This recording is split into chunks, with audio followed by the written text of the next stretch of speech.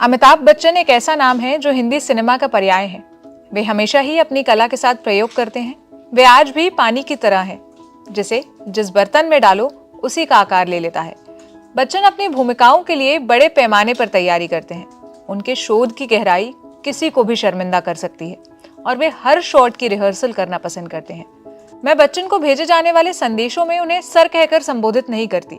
मेरे मैसेजेस हे रॉकस्टार से शुरू होते हैं।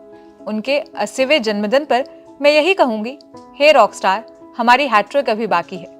तापसी पन्नू, पिंक और बदला में बच्चन साहब के साथ काम करने वाली। मैं किसी 80 साल के दूसरे को नहीं जानता जो कौन बनेगा करोड़पति जैसे जटिल, विस्तृत और रफ्तार वाले शो की रिकॉर्डिंग की मेहनत से गुजरता हो। उनकी सेहत चाहे जैसी हो, लंबे घंटों तक काम से थकान हो, लोकप्रिय शख्सियत होने का तनाव और दबाव हो, लेकिन जैसे ही अमिताभ बच्चन उस जोन में प्रवेश करते हैं, सब हवा हो जाता है। वे लगातार हर रोज सेट पर 12 से 14 घंटे रहते हैं। हर रोज औसतन 90 मिनट के 2 एपिसोड तैयार कराते हैं। वे दर्शकों और कंटेस्टेंट दोनों से अनूठा संबंध कायम कर लेते हैं और एक कोरे नॉलेज गेम के जरिए मानवीय कहानियां निकालते हैं। 22 साल हो गए, आज भी वे उतनी ही मजबूती से शो को जारी रखे हुए हैं। बाहर से देखकर मैं इतना ही कह सकता हूं कि अपनी कला के उस्ताद के साथ काम करना मेरा सौभाग्य है। वे जन्मदिन के जश्न से झिझकते हैं। मैं बस यही कहकर खत्म करना चाहूंगा कि प्रणाम सर, स्नेह और सम्मान के साथ आपको जन्मदिन की हार्दिक शुभकामनाएं। सिद्धार्थ बसु 2014 तक केबीसी के प्रोड्यूसर और डायरेक्टर रहे हैं। विराट शख्सियत, स्टारडम शब्द उन्हीं से डिफाइन होता है। मेरे लिए निजी तौर पर उनके क्या मायने हैं, बस इतना कहूंगा कि मेरे दिल की दीवारें उनके पोस्टरों से पटी हैं। मैं दो टूक कहता हूं कि वे मेरे महानतम आदर्श हैं, ऐसे देवता जिनकी मैंने पूजा की है। बाजीराव मस्तानी के लिए मेरा पहला बेस्ट एक्टर अवार्ड मिला और वे दर्शकों में मौजूद थे, मेरे लिए ताली बजा रहे थे।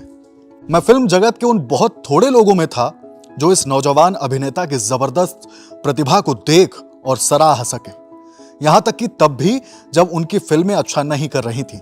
रास्ते का पत्थर 1972 फ्लॉप फिल्म थी।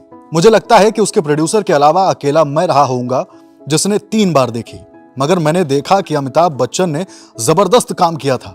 यहां तक कि परवाना जो कि 1971 में आई और महमूद की गरम मसाला जो कि 1972 में थी, जिसमें उन्होंने रॉबर्ट टेलर नाम के कॉमिक किरदार के तौर पर मेहमान की भूमिका की थी। उनका काम तारीफ के काबिल था। मुझे लगा कि बस एक ही चीज उनके खिलाफ जा रही थी और वह थी खराब स्क्रिप्ट और खराब निर्देशन। बच्चन को जंजीर 1973 में लेने के लिए प्रकाश मेहरा को मनाने में कुछ वक्त लगा, क्योंकि वे काम के अभिनेता की तलाश में थे। फिल्म बनाने के दौरान मुझे याद है जब मेहरा ने कहा, जावेद, इसकी सिफारिश करने के लिए शुक्रिया, क्योंकि मैं इस एक्टर के बगैर फिल्म बनाने की कल्पना नहीं कर सकता। स्क्रिप्ट में मेहरा जितना गहरा विश्वास करते थे, उसके प्रति मेरे मन में बड़ा सम्मान है, क्योंकि तब तक हर काम के अभिनेता ने वह भूमिका निभाने से इनकार कर दिया था, पर उन्होंने उसे छोड़ा नहीं। किस्मत की बात है, वरना अमिताभ को वह मौका नहीं मिलता। जंजीर आगे चलकर गोल्डन जुबली हिट हुई और अमिताभ बच्चन के उदय का सूत्रपात किया। सलीम खान और मैंने 22 फिल्में लिखी और इनमें से 11 में अमिताभ बच्चन थे। उन्होंने कभी कोई एक शब्द नहीं बदला। हमें भाषा की बारीकियां उन्हें समझानी नहीं पड़ती थी, उन्हें पता होती थी। लेखक स्वभाव से तुनुक मिजाज होते हैं, पर हमने जितनी भी फिल्में की उनमें एक लाइन में भी मुझे नहीं लगा कि उन्होंने संवाद उस तरह ना बोला और व्यक्त किया हो जैसी मैंने कल्पना की थी। वक्त तड़के 4 बजे का हो चला था। कुछ लोग बाकी थे जिनमें पार्टी में डांस करने की एनर्जी बची थी। अमिताभ बच्चन और मैं उन लोगों में से थे जिनके पांव अभी हिल रहे थे। मुंबई के एक होटल में उनके भाई की शादी की पार्टी थी। अचानक मैंने पाया कि अमिताभ गायब हैं। मुझे दोपहर में मनोज कुमार जी का कॉल आया, कैसा दोस्त है यार तुम्हारा। उनकी आवाज में तारीफ और अचरज दोनों घुली थी। पता चला अमिताभ पनवेल में शूटिंग की लोकेशन सुबह 7 बजे पहुंच चुके थे, जो गाड़ी से 90 मिनट के फासले से कम ना थी। फिल्म के निर्माता निर्देशक मनोज कुमार ने सोचा था कि वे सेट पर किसी और से पहले पहुंचेंगे, लेकिन उन्होंने पाया कि तरोताजा एकदम तैयार अमिताभ उनका इंतजार कर रहे थे। जबकि शिफ्ट शुरू होने में समय बाकी था।